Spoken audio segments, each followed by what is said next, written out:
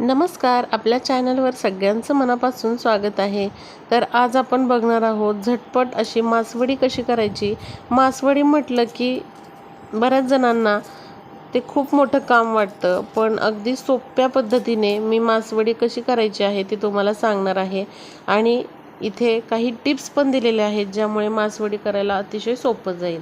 मासवडी करण्यासाठी इथे पॅनमध्ये अर्धा वाटी जिरे आणि अर्धा वाटी पांढरे तीळ भाजून घेतलेले आहेत। भाजताना तेल वगैरे काही टाकलेलं नाही। आता मिक्सरच्या भांड्यामध्ये भाजून घेतलेले वाटीभर शेंगदाणे घ्यायचे आहेत। त्याचबरोबर अर्धा वाटी भाजलेलं खोबरे घेतलेलं आहे आणि 10 ते 12 लसणाच्या पाकळ्या घेतलेल्या आहेत। इथे भाजलेले तीळ आणि जिरे पण आपण इथे टाकूयात आणि मिक्सरमध्ये याची आपण पूड करूया। आता बघा, अशी पूड करून झाली ना, ही आपल्याला वेगळी काढून घ्यायची नाही। यामध्येच आपल्याला एक मोठ्या आकाराचा कांदा जो मी तेलामध्ये परतून घेतलेला तर तो घ्यायचा, कोथिंबीर घ्यायची आणि पाणी न टाकता हे मिक्सरमध्ये फिरवून घ्यायचं। म्हणजे बघा, छान असं बाइंडिंग या मसाल्याला येतं। पाण्याचा आपल्याला थेंबही वापरायची गरज नाही। आता इथे पण आपल्याला पाणी न टाकता अशा पद्धतीने पुन्हा हे फिरवून घ्यायचं आहे। जो भाजलेला कांदा आणि कोथिंबीर आहे ती आपण नंतर यामध्ये टाकलेली आणि ती पण या मसाल्याबरोबर फिरवून घेतलेली। आता ताटामध्ये हा मसाला काढून घेतलेला आहे। यामध्ये 2 चमचे घरगुती काळा मसाला टाकलेला आहे, 1 चमचा हळद टाकलेली आहे। तुम्ही कांदा लसूण मसाला देखील यामध्ये टाकू शकता। बारीक चिरून घेतलेली कोथिंबीर, चवीनुसार मीठ टाकलेलं आहे, 1 मोठा चमचा भरून धनेपूड टाकलेली आहे। मासवडी करत असताना जो मसाला असतो त्यामध्ये आपल्याला थोडंही पाणी टाकायचं नाही। आता बघा, हे छान असं मिक्स करून घेतलेलं आहे। मासवडीसाठीचा मसाला तयार आहे। आता इथे 4 ते 5 हिरव्या मिरच्या, 5 ते 6 लसणाच्या पाकळ्या आणि कोथिंबीर घेतलेली आहे। याचं एक वाटण तयार करून घेतलेलं आहे थोडंसं पाणी टाकून। या ठिकाणी एका दुसऱ्या भांड्यामध्ये आपण 2 वाटी बेसन घेणार आहोत। त्यानंतर चवीनुसार मीठ टाकून घ्यायचं आहे। आता यामध्ये आपल्याला मीठ चांगलं मिक्स करून घ्यायचं आहे आणि आता आपल्याला थोडं थोडं पाणी टाकत बेसनाच्या गुठळ्या मोडून घ्यायच्या आहेत। खूप सारं पाणी आपल्याला एकदम पिठामध्ये टाकायचं नाही, थोडं थोडं पाणी टाकतच आपल्याला पिठाच्या गुठळ्या मोडून घ्यायच्यात। आता बघा, सगळ्या गुठळ्या मोडून झालेल्या आहेत। आता पॅनमध्ये 1 डाव तेल घ्यायचं आहे। त्यामध्ये 1 चमचा मोहरी, 1 चमचा जिरे, त्याचबरोबर अर्धा चमचा हिंग टाकायचा आहे आणि अर्धा चमचा पांढरे तीळ टाकून हळद टाकायची आहे। आता हिरवं वाटण जे तयार केलं मिरची, लसूण आणि कोथिंबीरीचं ते या तेलामध्ये आपण परतून घ्यायचं आहे। त्यानंतर तयार केलेलं जे पीठ होतं तर ते बेसन पीठ आपण टाकून घेऊया। आता बघा, मासवडी करत असताना बरेच जण काय करतात, अशी फोडणी करून त्यामध्ये पाणी टाकतात आणि पाण्याला उकळी आल्यानंतर बेसन पीठ टाकतो आपण।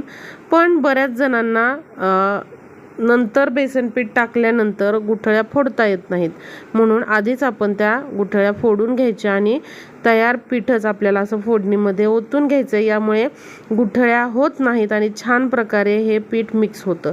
आता चांगलं आपण हे एकजीव करून घेतलेलं आहे। आता झाकून आपल्याला 4 ते 5 मिनिटांसाठी मंद आचेवर याला चांगली वाफ आणून द्यायची।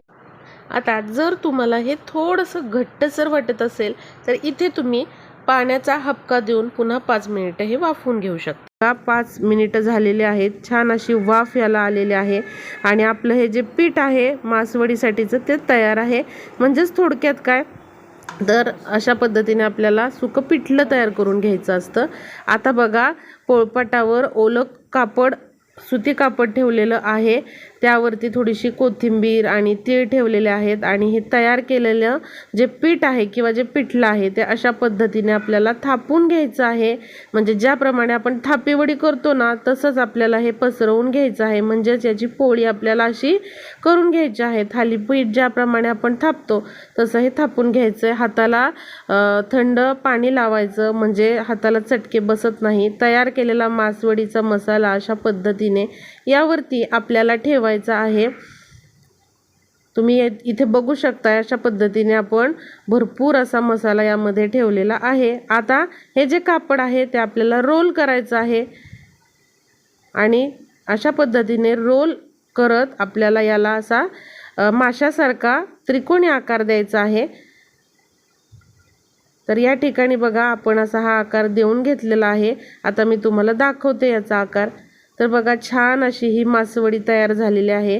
अशी हाताने प्रेस करून घ्यायची। बघा किती सुंदर अशी मासवडी आपली तयार आहे। तर अशाच पद्धतीने मी दुसरा देखील मासवडीचा जो रोल आहे तर तो बनवून घेतलेला आहे। इथे बघा अशा 2 मासवड्यांचा रोल आपला तयार आहे। आता चाकूने आपल्याला हे कट करून घ्यायचं आहे। तुम्ही चाकूला तेल लावून घ्या, म्हणजे ती चिकटणार नाही चाकूला वडी। बघा किती सुंदर अशा मासवड्या आपल्या तयार झालेल्या आहेत। अतिशय साध्या सोप्या पद्धतीने मी तुम्हाला मासवडी कशी करायची बनवून दाखवलेलं आहे।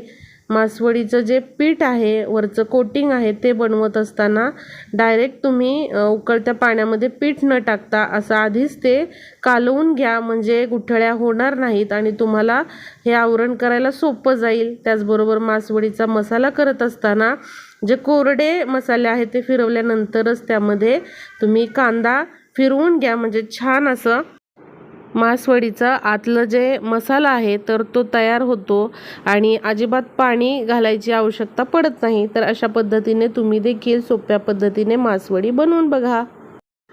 आणि मासवडी ज्यांना ज्यांना आवडते ना त्यांना नक्कीच हा व्हिडिओ शेअर करा आणि तुम्ही देखील व्हिडिओला लाईक केल्याशिवाय जाऊ नका। धन्यवाद।